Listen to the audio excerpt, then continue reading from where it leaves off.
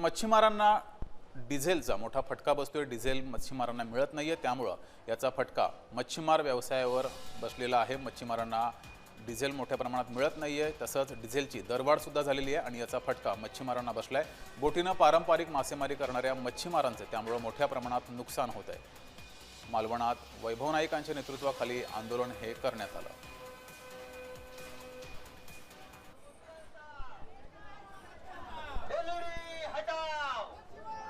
मला दुर्दैवाने करावा लागतो। मत्स्यमंत्री सांगतात तसं मात्र यशस्वी होत नाही। ते प्रयत्न करतायत, परंतु त्यांच्या सत्तारूढ पक्षाचे जे आमदार आहेत ते मत्स्य खात्यावर दबाव आणतायत, त्यांच्यावर दबाव आणतायत आणि त्यामुळे हे एलईडी धारकांचं पावलं जात आहे। आणि जर आम्ही हे आंदोलन केलं नाही तर या ठिकाणी मत्स्यदुष्काळ भविष्यात पडेल। ह्या आंदोलनाला सगळ्यात मच्छीमार नेत्यांनी, मच्छीमार संघटनांनी पाठिंबा दिला आहे। आम्ही त्यांच्या तीव्र आंदोलन करू। बोटीनं पारंपरिक मासेमारी करणाऱ्या मच्छीमारांचं नुकसान झालेलं आहे। वाढत्या डिझेलच्या दरवाढीमुळे हे नुकसान झालंय।